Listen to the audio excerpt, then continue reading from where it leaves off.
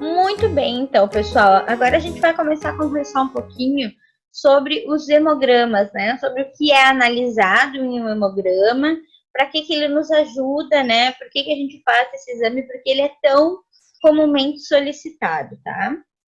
Então, o hemograma, ele vai ser um exame que tem como objetivo avaliar a quantidade e a qualidade geral, né, dos 3 principais grupos de células que a gente vai ter no sangue. E aqui uma correção na minha frase, depois eu vou corrigir, dos 3 principais elementos que compõem o sangue, né? Porque lembra que plaqueta não é célula, ela é originada de uma célula, mas ela é um fragmento da célula. Então, eu não posso chamar a plaqueta na corrente sanguínea periférica de célula, porque ela não é. Eu acho que falei isso para vocês algumas vezes. Eu acabo, às vezes, chamando ela de célula para incluir junto com hemácias e glóbulos brancos, mas lembrem sempre, as plaquetas não são células, elas são fragmentos de células. Depois vou até corrigir isso aqui, tá? Então, a gente chama de elementos figurados do sangue para não generalizar, porque daí a gente consegue incluir as plaquetas, tá? Então, a gente tem as hemácias que vão ser avaliadas, né, no nosso hemograma. Elas podem ser chamadas de eritrócitos também, né, ou simplesmente de glóbulos vermelhos. Todos estão corretos, tá? Lembrando que as hemácias têm a principal função de transporte de oxigênio e também, às vezes, alguns nutrientes associados, né, na sua estrutura. Os leucócitos, que são conhecidos também como glóbulos brancos, que são aquelas células que atuam no sistema imunológico, também vão ser avaliados no hemograma, e as plaquetas, que são aquelas células que ajudam no processo de coagulação sanguínea, elas também são avaliadas nesse hemograma. Então, o que vai acontecer? Eu consigo ver as condições do meu paciente para saber, por exemplo, se ele está ou não com uma anemia, para saber, por exemplo, se ele está ou não com um processo infeccioso ou com um processo inflamatório. Lembra que uma infecção é quando a gente tem invasão do organismo por algum outro micro-organismo, né? E que uma inflamação é uma resposta imunológica que pode ser originada por uma infecção, mas que pode ser originada por outros motivos, tá? Então, a gente pode observar a presença de infecções ou de algumas inflamações sinalizadas no nosso hemograma. Dependendo do tipo de célula envolvida na resposta imunológica, e a gente observando no hemograma, a gente consegue estimar qual micro-organismo não em espécie, né, mas em grupo de micro-organismo, qual poderia estar causando aquela infecção. Então, o hemograma ele vai ajudar muito a nortear, a direcionar diagnósticos, tá? Lembrando que a análise do hemograma, ela é coletada no nosso tubinho de tampa roxa, que é o tubo que tem como aditivo o EDTA, que é um anticoagulante, tá? Então, a gente vai iniciar falando do hemograma pela série vermelha. A série vermelha ou eritrograma, também pode ter esse nome aqui, ó, no nosso hemograma, ele vai trazer os valores de eritrócitos, hemoglobina, hematócrito, VCM, HCM, CHCM e RDW. A gente vai ver um por um quem são esses parâmetros, né? Mas então o eritrograma ele vai fazer uma avaliação tanto na quantidade de hemácias que eu tenho, quanto no tamanho dessas hemácias e na concentração de hemoglobina que eu posso ter no sangue, tá? Então, tudo isso vai ser avaliado dentro do eritrograma. Bom, mas que diferença faz para a minha vida o número de hemácias que eu tenho, ou a concentração de hemoglobina que eu tenho, ou o tamanho das minhas hemácias? Faz diferença, porque vai ajudar no diagnóstico de alguma anemia que eu possa ter, tá?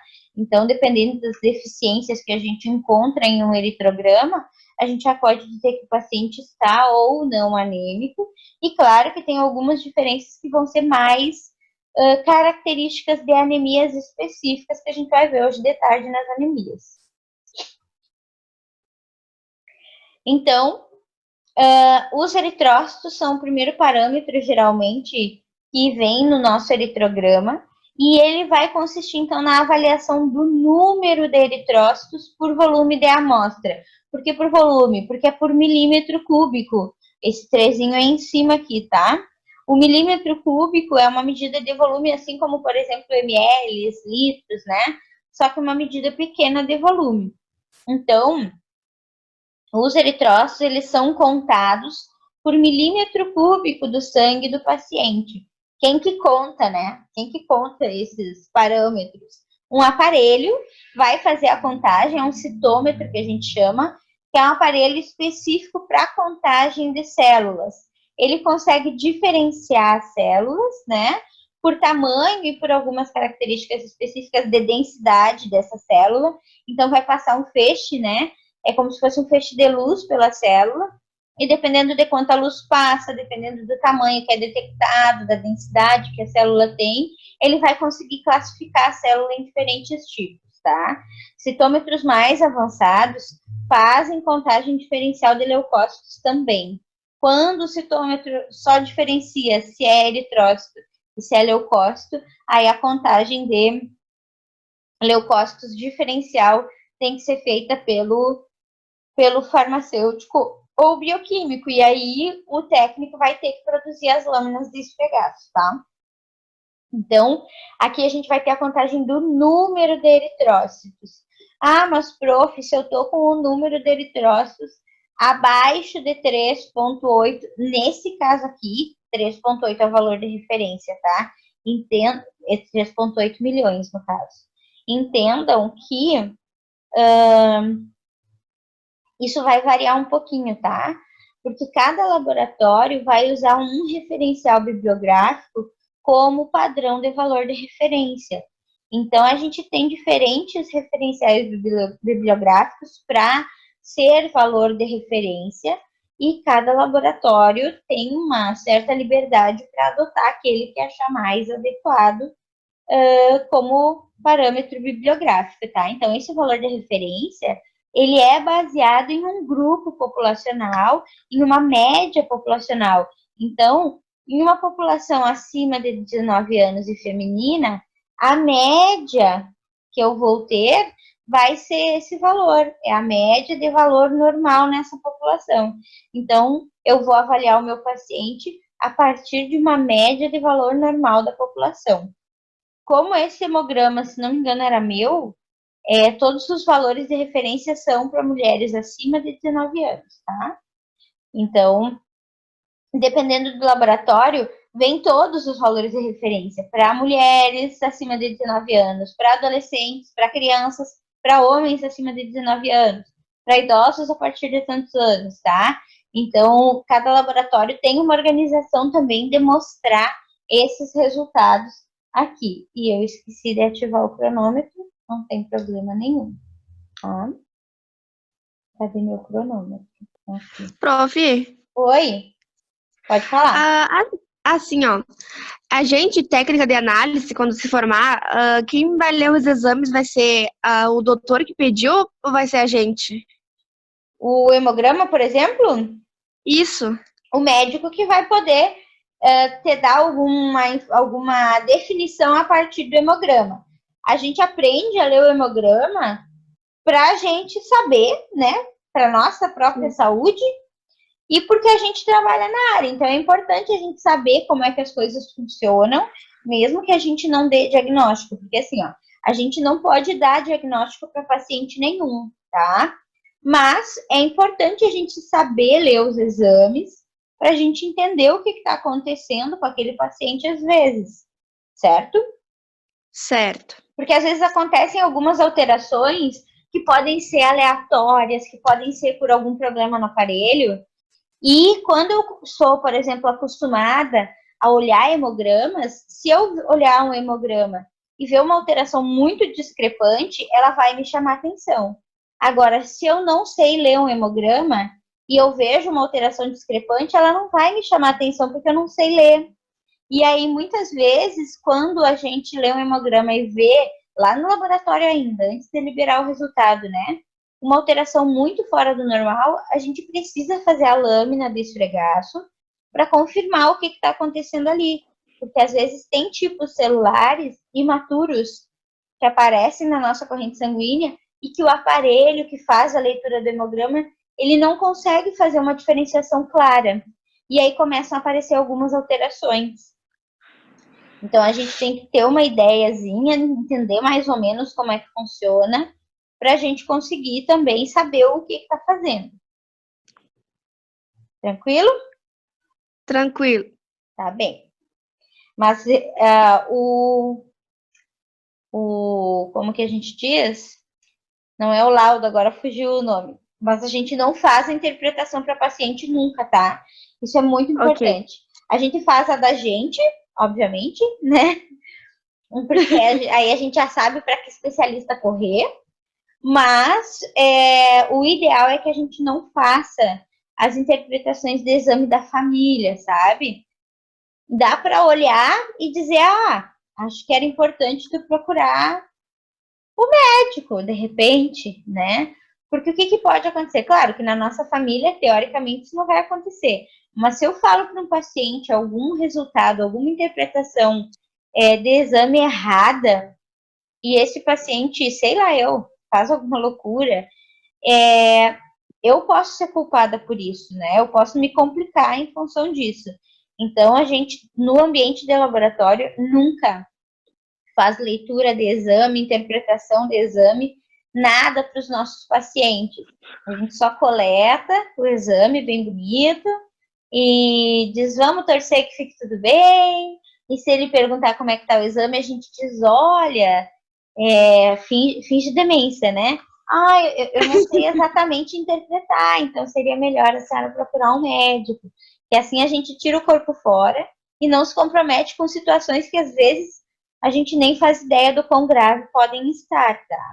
Porque o que acontece? Sim. As pessoas acham que o hemograma, né, ele é aquele exame que tu vai fazer glicose, colesterol, não sei o que, e não é isso. O hemograma é um exame exclusivamente para analisar células sanguíneas e as plaquetas que não são células, né? Então, o hemograma ele vai nos ajudar com algumas coisas, mas ele não vai nos dar respostas muito, muito concretas. Ele precisa de complementação. Por isso que é importante a gente ter sempre esse cuidado de desviar um pouquinho quando o paciente quer que a gente interprete um exame. Depois, nós temos a hemoglobina aqui. A hemoglobina, lembra que a gente comentou lá na nossa primeira aula, ela é o pigmento do sangue e ela é uma molécula que fica dentro da nossa hemácia e que atua no transporte de oxigênio. O oxigênio se liga, né, na hemoglobina, especificamente no ferro que está ali no centro da molécula, e vai ser transportado, então. A partir das quantidades de hemoglobina, porque aqui eu estou vendo a concentração média de hemoglobina na amostra do meu paciente, no volume de decilitro, tá? Então, em 1 decilitro, eu tenho 12 gramas de hemoglobina. Então, eu estou vendo a concentração de hemoglobina, né, na amostra do meu paciente, num volume determinado. A partir disso, eu posso estimar a presença de uma anemia ou não. Então, geralmente, quando a hemoglobina está abaixo de 12, a gente vai considerar que o paciente está com anemia. E aí, os parâmetros que vêm na sequência, eles vão nos ajudar a definir se essa anemia ela está acontecendo porque as células estão pequenininhas e se ela está acontecendo por falta de produção de hemoglobina. Se eu estou com poucos eritrócitos, então eu consigo ver aqui nos eritrócitos se a minha anemia está acontecendo porque eu tenho pouco eritrócito. E aí, dependendo da situação, a gente pode estimar um possível motivo para a anemia estar acontecendo, tá? Depois a gente tem o hematócrito. Esse testezinho, ele é bastante feito, principalmente nos bancos de sangue, quando a gente vai fazer doação de sangue. Com esse tubinho aqui que a gente chama de capilar, né? É como se fosse um canudinho de vidro bem fininho. Ele pode ser de plástico também, tá?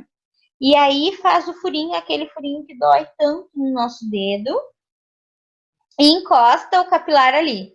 Por capilaridade, que é a relação que o sangue vai ter com a parede do tubo, por capilaridade o sangue vai subindo aqui, né? E vai preencher esse capilar. Depois de um tempinho, o grupo das hemácias vai sedimentar e vai ficar o plasma aqui em cima, né? Porque esses capilares geralmente eles são heparinizados, então o sangue não vai coagular. Se o capilar não for heparinizado, daí o que fica aqui é o soro e o que fica lá embaixo são todas as células também, tá? Mas o ideal para fazer isso é o capilar que é heparinizado.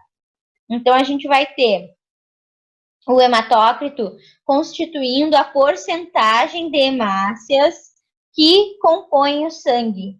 Então, é uma relação entre o volume sanguíneo e o número de eritrócitos que eu tenho nesse volume sanguíneo, para que eu tenha uma porcentagem geral de quanto de hemácias eu tenho nesse volume de amostra. Lembra que eu comentei lá quando a gente falou de tubos? Às vezes a gente olha o tubo do paciente e já consegue ver se o hematócrito dele vai ou não estar normal. Por quê?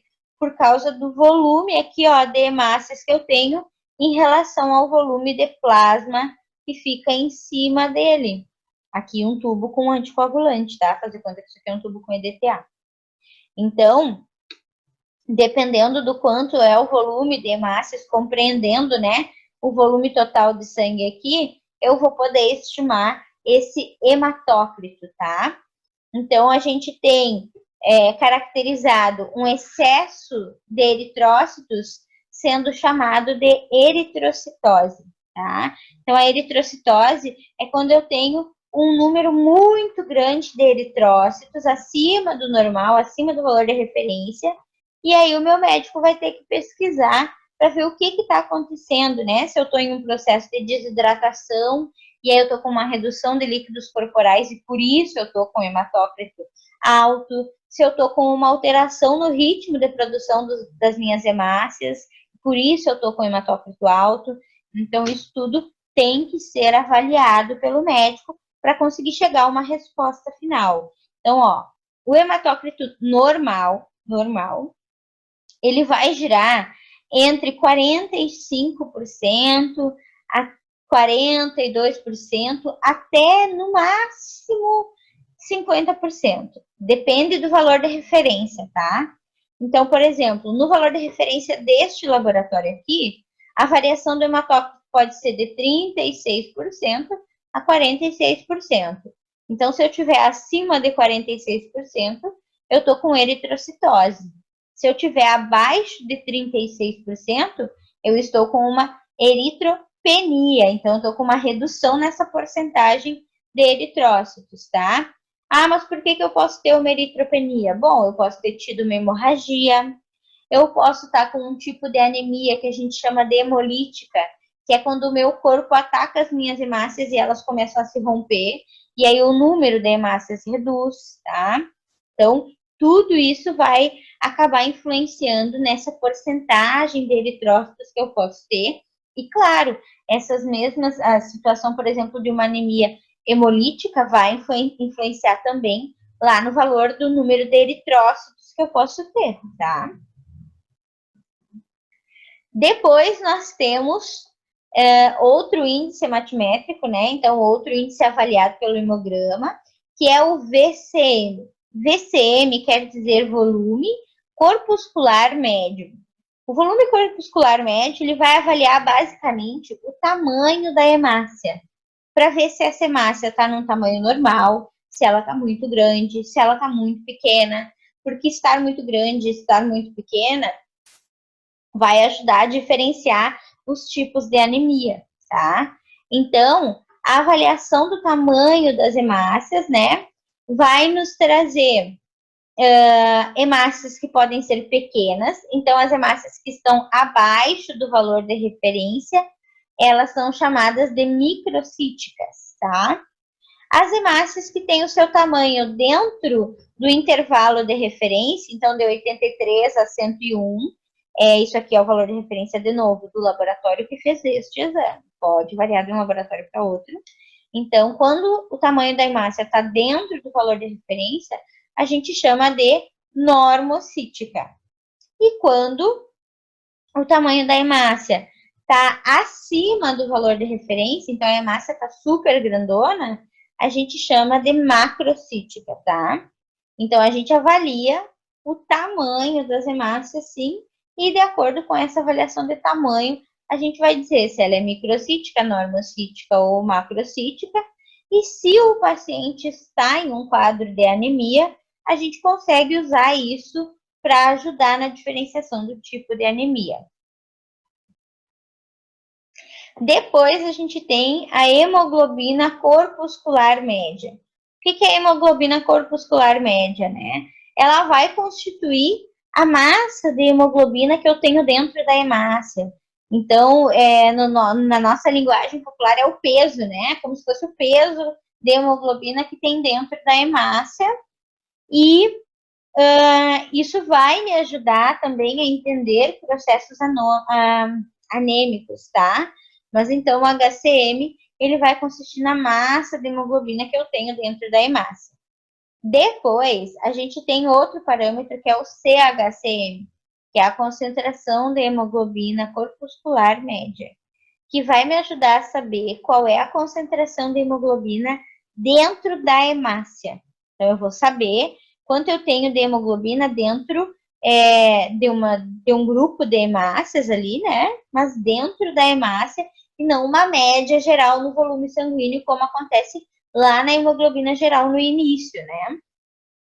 A partir do CHCM, eu consigo saber se as células elas estão com uma concentração muito baixa, com uma concentração normal ou com uma concentração muito alta de hemoglobina. E a partir disso a gente vai classificar. Então, uma hemácia, que é um grupo, né, de hemácias que são classificados como hipocrômicos, eles vão estar com a concentração abaixo do valor de referência. Então, a concentração de hemoglobina está abaixo do valor de referência, a gente tem uma hipocromia. Se eu tenho uma normocromia, quer dizer que eu estou dentro dos valores de referência. Então, a minha concentração de hemoglobina está aqui dentro do intervalo de referência. E uma hipercromia vai ser caracterizada pela concentração de hemoglobina acima do valor de referência. Então, quando eu tenho um excesso de hemoglobina dentro ali das minhas hemácias. E tudo isso tem que ser muito bem avaliado.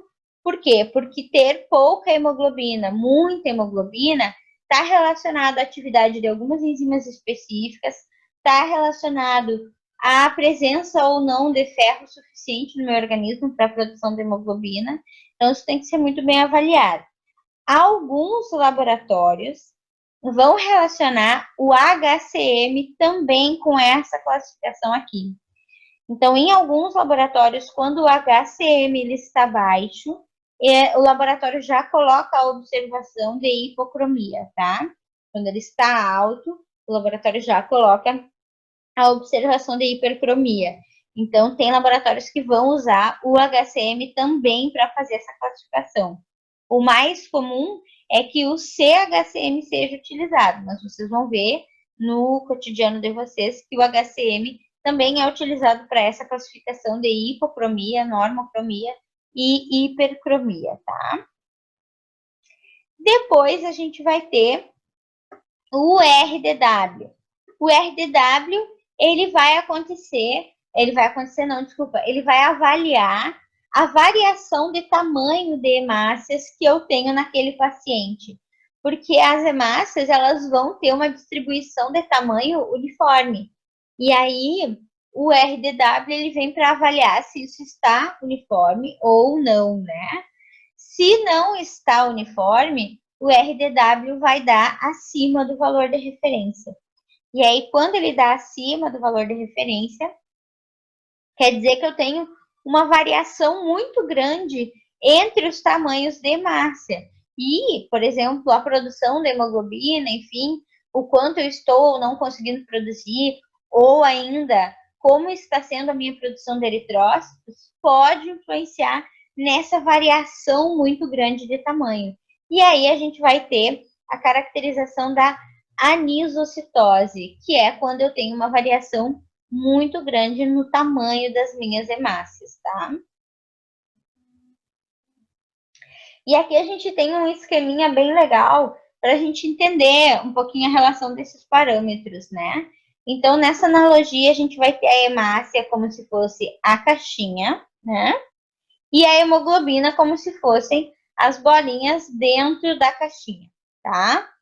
Então, o tamanho das caixinhas, que no caso seria o tamanho da hemácia, é avaliado pelo parâmetro de volume corpuscular médio. Agora, qual é o número médio de bolinhas que eu tenho na caixinha? Então, qual é o número de bolinhas, qual é a quantidade, né, de hemoglobina que eu tenho dentro de cada caixinha? E isso é avaliado pela hemoglobina corpuscular média, que é o HCM. Depois, se as caixinhas estão muito vazias ou estão bem cheinhas, isso vai ser avaliado pela concentração de hemoglobina corpuscular média. Por isso que a gente usa principalmente esse parâmetro para dizer se a hemácia está hipercrômica, está normocrômica ou está hipocrômica. Por exemplo, essa hemácia aqui, ó, ela tem a caixinha quase vazia. Então, se a minha caixinha está quase vazia, eu tenho uma hipocromia, uma falta de hemoglobina dentro da hemácia, tá? E depois é avaliado, então, a variação dos tamanhos de caixinha, porque o normal é que as caixinhas tenham tamanhos similares. Lembra que a caixinha é hemácia, né? Então, quanto maior a variação entre os tamanhos de caixinha, quer dizer maior a variação entre os tamanhos de hemácia, e aí eu vou observar essa presença ou não de anisocitose através do RDW, certo? Então, o eritrograma, ele vai ser, né, um parâmetro para avaliação dos índices hematimétricos no nosso sangue. Então, a gente vai avaliar todos esses parâmetros para conseguir ver se o nosso paciente ele está ou não entrando em um processo de anemia. E o aparelho ele vai ser capaz de detectar, então, alterações de tamanho, alterações de cor, né? Mas as alterações, principalmente de formatos, ou a presença de estruturas diferentes dentro da hemácia, que são essas inclusões eritrocitárias, essas a gente vai conseguir observar mais nas lâminas de esfregaço sanguíneo, tá? Então, a gente vai ter a possibilidade de realizar um eritrograma através do analisador automático, que é o que é feito hoje em dia, mas a gente tem uma lâmina que ela é subdividida com quadradinhos, e a gente chama de câmara de Neubauer. Ela é uma lâmina que no centro ela tem como se fosse um pocinho, e ali eu tenho vários quadradinhos subdivididos. E aí eu vou contar o número de células dentro de cada um dos quadradinhos, né? Aí eu vou conseguir estimar o valor de um hemograma. Antes da gente ter aparelho, todos os hemogramas eram feitos assim, contando na câmara de Neubauer, no microscópio, o número de células em cada quadradinho, tá? Certo? Agora a gente vai começar, então, a falar dos leucogramas.